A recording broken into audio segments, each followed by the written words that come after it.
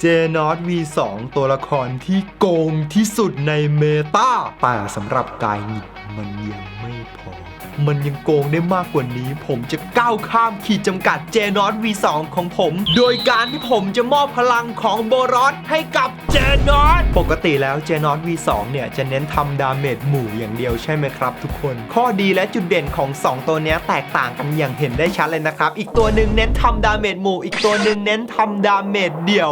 บอกไว้ทนลูกเตะราชันของใจได้นะบอกเอาไว้15 ล้าน700,000ดาเมจกลายเป็นลูกชิ้นปิ้งนะครับกิโลเขาเจนอต V2 ก็อีกเข้ามาระเบิดปืนจากโกนยิงใส่หน้าฝั่งตรงข้ามผมชาร์จไปยิง10 ล้านดีโอ้โหมาถึงรอบ8 ล้านโดดไปถึง5ตัวหรือว่า6ตัวเลยครับผมในเวลาอันสั้นวันนี้ผมเลยจะมาทำให้เจนอต V2 ของผมโจมตีรุนแรงทั้งหมู่และเดี่ยวแบบระเบิดปืนจากกลยิงไปทีทำดาเมจหมู่ได้รุนแรงเหมือนเดิมเพิ่มเติมคือตัวหน้าเจ็บหนักเหมือนโดนลูกเตะราชันของโบรอสตอนนี้เพื่อนๆน่าจะกำลังสงสัยกันนะครับว่ามันจะไปทำได้ยังไงเดี๋ยวผมทำให้ดูครับแต่ก่อนอื่นเราต้องไปเพิ่มเพชรของเราก่อนนะครับ 5,800 เพชรเนี่ยไม่พอแน่นอนเพราะนี่เป็นโปรเจกต์ที่ค่อนข้างใหญ่ถ้าจะทำให้เจนอต V2 มีพลังของโบรอสได้เนี่ยผมคิดว่าจะต้องมีเพชรอย่างน้อย100,000 เพชรก็จะอยู่ที่ดวงด้วยนะครับถ้าเกิดดวงดีก็อาจจะหมดไม่กี่หมื่นเพชรแต่ถ้าเกิดซวยแสนเพชรอาจจะไม่พอก็เป็นได้ก็เดี๋ยวเรามาดูกันครับว่าโปรเจกต์การมอบพลังโบรอสให้กับเจนอต V2 จะสำเร็จหรือไม่คิดจะทำการใหญ่ใจมันต้องนิ่งตอนนี้เราก็อยู่กันในหน้าที่ต้องเสียเงินแล้วนะครับโดยปกติแล้วถ้าเกิดเราจิ้มซื้อแบงค์แพ็คไหนไปเนี่ยมันจะมีป๊อปอัพเด้งขึ้นมาให้เราสแกนหน้าสแกนนิ้วใส่พาสเวิร์ดเพื่อจ่ายเงินใช่ไหมครับแต่นี่คือพลังของกายหงิดเพียงแค่ผมเอานิ้วของผมจิ้มไปบนที่แพ็คที่ผมต้องการผมก็จะได้แบงค์ทันทีคิดจะทำการใหญ่ใจผมต้องนิ่งเว้ยปั๊บ700 แบงค์ไม่ได้ตัดต่อนะครับหนูจิ้มให้ดูอีกทีนึงปั๊บโอ้ my 700 แบงค์ไปดิครับปั๊บอีก700 แบงค์ครับผมแล้วก็อีก700 แบงค์ครับดูกันแบบชัดๆปั๊บ700 แบงค์เราแบงค์แดงไหนดูสิมีกี่แบงค์แล้วมี 6,819 แบงค์แล้วครับงั้นก็แลกเป็นเพชรไปให้หมดเลยติชิงเพื่อนๆก็อาจจะมีข้อสงสัยเพิ่มเติมนะครับว่าเฮ้ยไอ้กายหงิดมันเสกแบงค์ได้ไงวะเพียงแค่เอานิ้วไปจิ้มตอนนี้พลังเสกแบงค์ของผมมันก็หมดลิ้นแล้วครับจิ้มเรียบร้อยครับก็จะมีหน้าต่างเด้งขึ้นมาให้ผมชำระเงินแล้วที่ทำได้ก็เพราะเติมเงินนั่นแหละครับเนี่ยเห็นไหมฮะคำว่าเติมเงินที่ส่งมาในจดหมายของผมก็จะได้แบงค์จำนวน1แล้วก็คูปองที่สามารถเอาไปแลกเป็นแบงค์ได้อีกทีนึงเงินผมซื้อคูปองแลกแบงค์แลกเพชรประมาณนี้ครับผมรับไปเลยโอ้โหนี่ครับไอแพ็ค700 แบงค์เนี่ยเราก็ใช้คูปอง700คูปองแลกโดยการกดจิ้มไปเลยประมาณนี้ครับผมเสกแบงค์ไม่มีอยู่จริงนะครับเงินกูทั้งนั้นแลกเพชรไปให้หมดปั๊บเพชรได้ครบตามที่เราตั้งเป้าไว้แล้วไปเริ่มกันเลยดีกว่าครับทุกคนเดี๋ยวก่อนที่เราจะไปดัดแปลงเจนอตเรามาเทสดาเมจกับโกเคสึที่อึดที่สุดในเซิร์ฟ12เรากันดีกว่านั่นก็คือโกเคสึของคุณลุงครับเลือด6 ล้าน 8โอ้บ้าไปแล้วลองยิงเลยครับด้วยเจนอต V2 ก่อนที่จะดัดแปลงพลังของโบรอสเข้าไปให้มาระเบิดปืนจักรก้อนมันยากมากนะครับที่โกเคสึจะตายไหมครับไม่ตายครับผมแต่ว่ายุงรัด2เก็บงานให้เห็นไหมครับแม้ว่าดาเมจหมู่ของเจนอต V2 จะรุนแรงแค่ไหนก็ไม่แรงพอที่จะเก็บตัวแท้งหนาๆได้และมันจะไม่เป็นอย่างนี้อีกต่อไปแล้วเพราะเราจะทำการดัดแปลงพลังของโบรอสให้กับเจนอต V2 ของเราเจนอต V2 พร้อมที่จะให้ด็อกเตอร์กายหงิดดัดแปลงตัวแกเพื่อมอบพลังอันสุดยอดของโบรอสหรือไม่เจนอตบอกได้เลยด็อกเตอร์หงิดโอเคเรามาเข้าเรื่องกันเลยครับถึงวิธีการมอบพลังของโบรอสให้กับเจนอตกายหงิดผมจะต้องมอบสิ่งนี้ให้กับเจนอต V2 การ์ดบัฟฮีโร่ระดับ S ชิ้นที่มันวิบวับแวววาวไม่เหมือนใครเพื่อนๆเห็นไหมครับชิ้นนี้แหละครับมันคือพลังของโบรอสเพื่อนๆไม่ต้องอ่านเอฟเฟกต์ของการบัฟใบนี้นะครับเพราะว่าตัวเกมแปลไทยได้โคตรงงฟังผมอธิบายดีกว่าครับก็คือไอการบัฟอันนี้เนี่ยเมื่อเราโจมตีติดคริติคอลจะทำให้เป้าหมายหลักโดนดาเมจเพิ่มขึ้นมาอีก 60% ต่างหากนี่แหละครับความลับในการดัดแปลงพลังโบรอสให้กับเจนอน V2 กายหงิดปากแล้วถ้าถามว่ามันเกี่ยวอะไรกับ 100,000 เพชรนะหรือเพื่อนๆกำลังจะรู้ในอีกไม่ช้านี้แหละครับเพราะว่าผมจะต้องหาออฟรองที่ดีที่สุดให้กับการบัฟแผ่นนี้นั่นก็คือออฟอัตราดาเมจและผมต้องหาให้ได้อย่างน้อย2แถวครับผมถ้าหาได้3แถวคือดวงดีมากๆแต่เราคาดหวังแค่2แถวพอครับผมบอกเลยนะครับว่าการหาออฟอัตราดาเมจเนี่ยถ้าดวงดีไม่ถึง10,000 เพชรก็ได้แล้วครับแต่ถ้าเกิดดวงซวย100,000 เพชรก็อาจจะไม่พอครับทุกคนโอ้โหการทดลองและการวิจัยในครั้งนี้มันช่างท้าทายแล้วก็น่าหวาดเสียวยิ่งนะโอเคเรามาทำการหาออฟอัตราดาเมจให้การบัฟแผ่นนี้เลยครับปั๊บ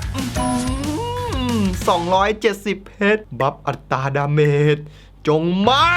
อุ้ยเลือดได้อยู่ครับถ้าเป็นเลือดเพราะว่าเจนอต V2 ใช้เลือดอัตราดาเมจอุ้ยเลือดอีกแผ่นถือว่าแจ่มนะครับขออัตราดาเมจเพื่อที่ได้ระเบิดปืนจากกลที่หน้าสั่นเฮ้ยเป็นเปอร์เซ็นต์เฮ้ย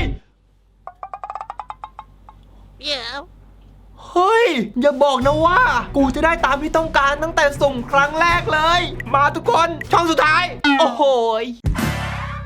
ขึ้น50คือรู้เลยนะครับว่าเป็นป้องกันเลือด2ช่องอัตราดาเมจช่องหนึ่งจริงๆออฟแบบนี้ก็ถือว่าดีแล้วนะครับแต่มันดีได้มากกว่านี้เราจะเสียค่ารีออฟรอบละ540 เพชรเลยนะครับและจะเป็นอย่างนี้ไปเรื่อยๆจนกว่าที่เราจะได้ออฟที่ต้องการมายาวๆทุกคนโอ้โหลดป้องกันขออัตราดาเมจ2ช่องจะได้ทำการล็อกสเตตัสหมดลุ้นแล้วครับป้องกัน3แถวรีบิก540 เพชร100,000 เพชรจะพอไหมวะทุกคนกูนี่ตื่นเต้นโอ้โหป้องกันเปิดมาอีกแล้วเพิ่มดาเมจโบนัส2ช่องโอ้ยไม่ใช่แบบนี้เพิ่มดาเมจโบนัสจะไม่เหมือนอัตราดาเมจนะครับออปชั่นดาเมจโบนัสเนี่ยมันจะทำให้พวกสกิลพิเศษแรงขึ้นนะครับเช่นพาสซีฟของหลายๆตัวอย่าง King Engine ของ King ที่ความรุนแรงของสกิลนี้มาจากพาสซีฟของ King และสะท้อนของด้วงถ้าจะให้พวกนี้แรงขึ้นจะต้องใช้เพิ่มดาเมจโบนัสครับผมซึ่ง J-Not V2 มันต้องใช้อัตราดาเมจรีบิก540 เพชรครับผมโอ้ my god ปั๊บพลังโจมตี J-Not ไม่ใช้อุ้ยมาแล้ววะขออีกช่องเดียวพออัตราดาเมจอีกช่องเดียวเท่านั้นปึ๊บป้องกันอีกแล้วอย่างนู้นอีกช่องครับให้มันจบใน 2,000 เพชรเถอะเพื่อนอย่าไปถึง100,000เลยนะเฮ้ย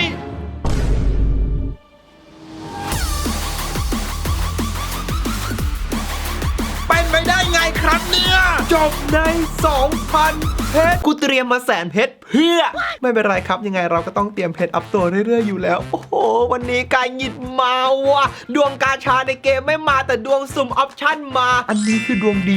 มากๆเลยนะครับทุกคนเสียไม่ถึง 2,000 เพชรก็ได้ออฟที่ต้องการถึง2แถวสบายใจไปเปราะหนึ่งแล้วครับต่อไปเราไปหาออฟอัตราดาเมจแถวที่3กันรอบนี้เราใช้เพชรเปรัวๆไม่ได้แล้วครับเพราะเราต้องใช้แม่กุญแจในการล็อกออฟอัตราดาเมจ2แถวของเราเอาไว้และมันใช้ถึง6แม่กุญแจเรามีอยู่เพียงแค่23อันเพราะฉะนั้นเราจะลุ้นออฟอัตราดาเมจแถวที่3ของเราได้เพียงแค่3รอบเท่านั้นแม่กุญแจก็จะมีขายอาทิตย์ละครั้งเท่านั้นนะครับอาทิตย์ละประมาณ20อันรอบแรกครับทุกคน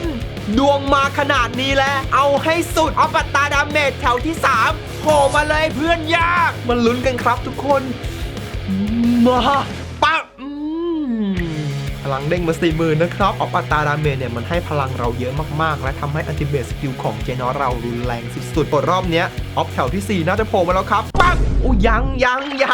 กูก็ตกใจอยู่ปั๊บมาแล้วโอ้โห300ไม่ใช่ออฟที่เราต้องการแน่นอนโจมตีครับเจนอกูไม่ใช้แถวสุดท้ายอัตราดาเมจหรือเปล่าปั๊บเข้าให้ป้องกันยังมีโอกาสอีก2รอบครับทุกคนล็อกอัตราดาเมจ2แถวไว้เหมือนเดิมแล้วก็รีไป540เพชร6แม่กุญแจมาปั๊บ ค่อยๆมาครับค่อยๆมาครับจิ้มแบบไม่ทันได้เจียมตั้งตัวฮึบอุ้ยได้อยู่เลือดครับทุกคน HP เจน้อยใช้เลือดช่องสุดท้ายถ้าเป็นอัตราดาเมจคือโคตรเทพแต่ถ้าเกิดเป็นเลือดผมก็เอาแล้วครับผมสูตรจิ้มแบบไม่ทันได้เจียมตั้งตัวมันได้ผลดีกว่าทุกคนจิ้มแบบไม่ทันได้เจียมตั้งตัวอีกครั้งหนึ่งฮึบโอเคสงสัยGM กูตั้งตัวทันแล้วโอ้ยทุกคนเฮ้ยเกือบดีแล้วโอ้โหโอกาสอีกรอบสุดท้ายถ้าไม่ได้ก็ต้องรอลุ้นไปอีก1 อาทิตย์แต่ไม่เป็นไรครับทุกคนมันได้ตามที่เราต้องการแล้วอัตราดาเมจ2 แถวเป็นเปอร์เซ็นต์โผล่ให้ชื่นใจหน่อยเฮ้ย 2% เอาอะไรทุกคนเอาอะไรเลโมโอ้โหเพิ่มดาเมจโบนัสกูบอกว่าเจดอนไม่ใช่ไงช่องสุดท้ายทุกคนปั๊บโอ้โห50ป้องกันอยากรู้ดิอ่ะกุญแจขาดอันเดียวหาจากไหนได้บ้างวะเนี่ยหมดแล้วไม่มีขายแล้วรออาทิตย์หน้าในโหมดโดนสุดยอดก็ไม่มีให้กูแลกแล้วอย่างน้อยวันนี้เราก็ดวงดีมากๆแล้วได้ออฟที่เราต้องการโดยที่เสียเพชรไม่เยอะตามคาดก่อนเราต้องทำให้ออปชั่นหลักของการบัฟแผ่นนี้พลังของโบรอสเต็ม6ก่อนนะครับปั๊บบวกมา2เพื่อนๆเห็นไหมครับว่าพลังมันเพิ่มมาแค่หลักร้อยพอเพิ่มออปชันอย่างเพิ่มดาเมจโบนัสเนี่ยพลังเด้งขึ้นมา 28,000 พลังเพิ่มขึ้นมาโคตรแตกต่างแต่ว่าต่างกันมากๆนะครับเพราะว่าไอ้ที่เพิ่มมาหลักร้อยเนี่ยมันทำให้เราเก่งขึ้นเยอะมากๆแต่ไอ้ที่เพิ่มหลักหมื่นเมื่อกี้แม่งแทบไม่มีประโยชน์เลยครับผมทำให้เจนอต V2 เราทำดาเมจแรงขึ้นตอนติดไม่ดับมากระจิกหนึ่งเพื่อผมอยากจะบอกว่าเกมเนี้ยพลังไม่ใช่ทุกอย่างครับผมบางอย่างมันดีมากๆแต่พลังเพิ่มขึ้นมาปิดหนึ่งบางอย่างแม่งไม่จำเป็นแต่พลังเพิ่มขึ้นมาโคตรเยอะแล้วทำไมออฟที่กูต้องการมันถึงไม่ไปมาแล้วฮึบโอเคมันจะให้อารมณ์เหมือนกับสเตตัสสปีดนะครับที่ให้ค่าพลังน้อยแต่ถ้าเกิดเราสปีดมากกว่าจัดสปีดดีกว่าก็ส่งทีมที่พลังเยอะกว่าเราหลายล้านลงไปนอนแดนได้ก็จะประมาณนี้ครับผมโอเคพลังโบรอสเต็ม 60% แล้วครับผมนี่คือการปลูกฝังเซลล์ของโบรอสให้กับเจนอต V2 นะครับมึงเลยเพิ่มป้องกันที่เต็มแล้วลดอัตราดาเมจกูทำไมวะแต่จำเป็นต้องกดครับเพราะถ้าเกิดผมยกเลิกไอออฟอันนี้เนี่ยแล้วเวลาผมรีเซ็ตหาออฟอัตราดาเมจแถวที่3มันจะคืนการตีบวกผมมาไม่ครบครับผมซึ่งมันหายากมากๆไอการตีบวกการบัฟฮีโร่เนี่ยเพราะงั้นเราต้องจำใจบันทึกครับผมดูดิแม่งสลับกันอยู่แค่นี้ไอ้บ้าเอ้ยโอ้แต่ไม่เป็นไรครับพลังโบรอสเราเต็ม6ช่องแล้วอาทิตย์หน้าผมค่อยไปรีเซ็ตหาลุ้นใหม่ครับผมนี่ฮะมันจะคืนมา 2,944 อันเท่ากับที่ผมเสียไปเลยนะครับถ้าเกิดเราไม่ยกเลิกมาทุกคนดร.กายหงิดได้ทำการดัดแปลงเซลล์ของโบรอสให้กับเจนอต V2 เสร็จเป็นที่เรียบร้อยแล้วยังใส่ก่อนปั๊บตีบวกต่อครับผมเอาเลือดปั๊บเด้งมารัวๆทีละ 60,000 นะครับเจนอตยิ่งเลือดเยอะยิ่งยิงแรง6 ดาวเหมือนเดิมแล้วการดัดแปลงในครั้งนี้อาจจะทำให้เจนอต V2 ของเราพลังลดลงมากกว่าตอนแรกแต่มันจะเก่งขึ้นอย่างแน่นอนครับเพราะอย่างที่ผมบอกไปว่าบางอย่างมันทำให้ตัวละครของเราโหดขึ้นมากๆแต่พลังมันเพิ่มปิดหนึ่งผมขอเรียกผลงานชิ้นนี้ว่าเจรอสที่มาจากชื่อของเจนอตและโบรอสหรือว่าโบนอสดีเราไปเริ่มทดลองผลงานชิ้นเอกของเรากันเลยดีกว่าครับทุกคนไปมาครับทุกคนตอนแรกเรายิงโกเคสึของคุณลุงไม่ตุยใช่ไหมครับเลือด6,800,000ยิงไม่ตายเลยต้องให้ยุงร่าง2ไปเก็บงานเตรียมรับมือพลังของโบนอสมาแล้วครับผม2 in 1โบรอสกับเจนอตในตัวเดียวเฮ้ยกดสปีดคูณ1ก่อนจะได้เห็นกันแบบชัดๆไอโกเคสึ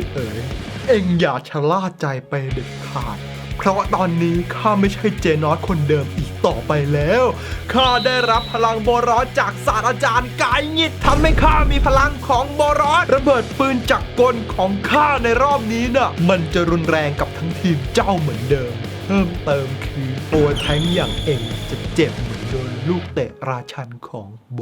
รอสไปแล้วครับผมระเบิดปืนจักรกลดัดแปลงปัง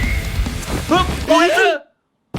ปากตายครับ ผมทีเดียวโกเกสึลงไปดันเป็นไงบ้างครับทุกคนเมื่อกี้โบนอสของเรายิงใส่โกเกสึไป6,300,000ดาเมจพอยิงเสร็จปุ๊บก็มีดาเมจเพิ่มขึ้นมาอีก3,200,000รวมกันเกือบ10 ล้านดาเมจเลยนะครับนี่มันมินิลูกเตะราชันชัดๆสุดจัดอะครับการที่เรายิงโกเกสึทีเดียวลงไปแดนเนี่ยข้อดีที่ผมเห็นเลยนะครับคือยุงร่าง2ของผมไม่ต้องเสียรอบในการไล่โจมตีใส่ตัวแทงค์แต่เข้าไปไล่โจมตีใส่ตัวดาเมจฝั่งตรงข้ามอย่างเมื่อกี้ก็ไล่โจมตีใส่เจนอต V2 แทนเลยทำให้เจนอต V2 เขาติดไม่ย่อท้อมาทดลองกันในสนามรบจริงๆดีกว่าอารีนาซัดคุณลุงไปก่อนเลยครับ20เพเตรียมรับมือกับโบนอสกายงิดมาแล้วเจนอตชนเจนอตด้วยนะครับแต่ของผมคือโบนอสเปิดไปด้วยระเบิดปืนจากกลดัดแปลงก่อนเลยครับยากเพิ่มเติมคือลูกเตะราชันฆ่าเข้าไป6 ล้านทุกคนเฮ้ยตายหมดเลยเหลือหมาตัวเดียวเพราะโกเคสึมันมีพาสซีฟที่จะโดนดาเมจเบาลงจากทุกชนิดยกเว้นคริติคอลอยู่โกเคสึมันเลยโดนมินิลูกเตะราชันของเจนอสเราเบาไปนิดแต่พอเป็นเจนอส V2 เนี่ยมันไม่มีพาสซีฟที่ทำให้อึดขึ้นเลยโดนมินิลูกเตะราชันของโบนอสเราไปเต็มๆครับผม6 ล้านเหมือนลูกเตะราชันจริงๆเลยนะครับตัวหน้าตัวเดียวโดนไปรวมๆถึง10 ล้านปกติแล้วเจนอส V2 มันก็เก่งมากๆในเมตานี้อยู่แล้วนะครับแต่พอเราได้ดัดแปลงเซลล์ของโบรอสให้กับเจนอส V2 มันเก่งกว่าเดิมอีกครับเหนือคำว่าเก่งคำว่าโกงไปแล้วเจนอส V2 ของเราในตอนนี้เนี่ยโอ้โหดาเมจหมู่มึงก็แรงเว่ายังทำดาเมจเดี่ยวใส่ตัวหน้าได้โคตรแรงเหมือนลูกเตะราชันโบรอสอีกโกงเกินแต่ถึงจะโกงแค่ไหนเจนอสก็จะมีวันกลายเป็นเจง่อยครับผมอีกประมาณ3 เดือนปู่บอมเข้ามาเจนอสของเราก็จะตกเมตาไปครับผมในตอนนั้นตัวแบกจะกลายเป็นทัตสึมากิ V2 แทนครับก็ยังมีเวลาให้โบนอสของเราผงาดอีกประมาณ3 เดือนส่วนการบัฟที่ผมทำไปเนี่ยไม่สูญเสียเปล่าแน่นอนเพราะพอเจนอสตกเมตาผมก็จะเอาการบัฟแผ่นนี้ไปให้กับหมาเฝ้าบ้านแมนหมาเฝ้าบ้านแมนใช้ได้เหมือนกันครับตบ3 ตัวหน้าอย่างรุนแรงเพิ่มเติมคือตัวที่อยู่ตรงหน้าหมาเฝ้าบ้านแมนจะโดนตบแรงกว่าเพื่อนเหมือนลูกเตะราชันมินิ ยังไงก็ใช้ได้ยาวๆครับผมเพราะของที่ผมทำแต่ละอย่างเนี่ยผมวางแผนในการใช้งานระยะยาวอยู่แล้วส่วนการบัฟของหมาเฝ้าบ้านแมนก็จะถูกโยกไปให้กระบองเหล็กของผมเพราะผมจะไม่ใช้ซอมบี้แมนและแฟลชประกายแสงในเมตาของปู่บอมก็ลูกรักอะครับสายอาวุธในเมตาปู่บอมทีมกายหงิดจะไม่ใช้ซอมบี้แมนและแฟลชประกายแสงแต่จะใช้ลูกรักกระบองเหล็กก็จะได้รับการบัฟสุดเถื่อนแผ่นนี้ไปใส่ทียืนวันนี้วันมะรืนก็ยังไม่ตุยโอเคครับระเบิดปืนจักรกลดัดแปลงรุนแรงเหมือนเดิมเพิ่มเติมคือมีมินิลูกเตะราชันให้นิดนึงนะก็มาดีครับเรียกผมว่าเจนอส V3